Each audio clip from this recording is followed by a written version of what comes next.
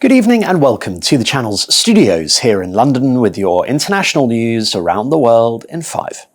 The Hamas-run health ministry says at least 45 people have been killed, including women and children, in an Israeli airstrike on a camp for displaced Palestinians in the southern Gazan city of Rafah. Videos from the scene in the Tan al-Sultan area on Sunday night showed a large explosion and intense fires burning. The Israel Defense Forces said it had killed 2 senior Hamas officials and that it was reviewing reports that civilians were harmed as a result of the strike. Hours earlier, Hamas had fired 8 rockets from Rafah towards Tel Aviv, the first long-range attacks on the central Israeli city since January. Some 800,000 people have fled Rafah since the start of an Israeli ground operation there 3 weeks ago, but hundreds of thousands are still believed to be sheltering there. A government agency fears a deadly landslide, which villagers in Papua New Guinea say struck like an exploding bomb, may have buried more than 2,000 people alive. The figure, provided by the acting director of the country's National Disaster Centre, is far higher than the 670 the United Nations suggested over the weekend.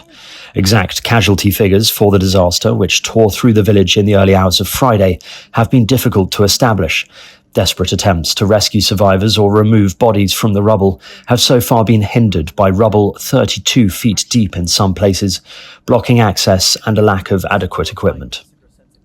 A mayoral candidate who had been kidnapped at gunpoint in Mexico has been found alive. It is not yet known who seized Albino Gomez or why. Mr. Gomez is running for mayor for the governing Morena party in the municipality of Cochalpa El Grande in southern Guerrero state. The campaign for the election in Mexico has been overshadowed by violence, and Guerrero is the most dangerous state for candidates.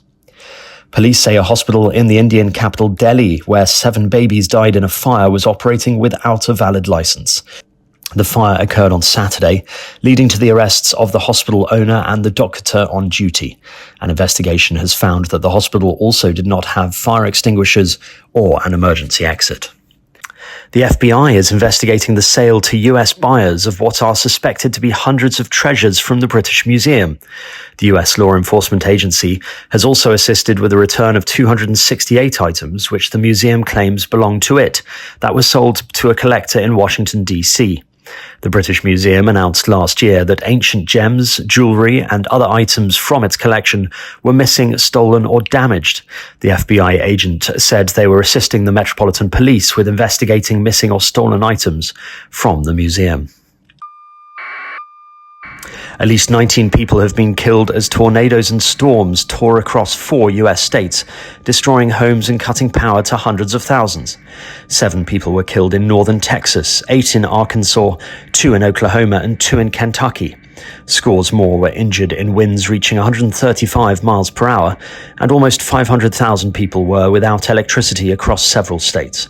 Texas Governor Greg Abbott said more than a third of all counties in his state were now subject to a disaster declaration. Kenya's President William Ruto has come in for widespread criticism after saying the private jet he used to fly to the US last week was cheaper than using the national airline. A senior opposition figure called the remarks unpatriotic and said the president should instead have used the opportunity to market Kenya Airways. Mr. Ruto went to the US on a 3-day official state visit, the first such trip by an African leader in more than 15 years. While he was there, Kenya secured a number of investment deals worth billions of dollars. Mac Yankee Whiskey, engine problem. And dramatic aerial footage shows a light aircraft in Sydney being forced to make an emergency landing. The pilot was able to steer clear of roofs in Sydney's suburbs after the plane lost power mid-flight. Mayday, coming in. Mayday. Mike Yankee Whiskey, roger the Mayday, we've got help coming your way. The Cessna 210 plane can be seen narrowly avoiding houses before skidding across the tarmac at Bankstown Airport. Both pilot and passenger were uninjured. And that's your international news around the world in 5. Now back to the channel's studios in Lagos.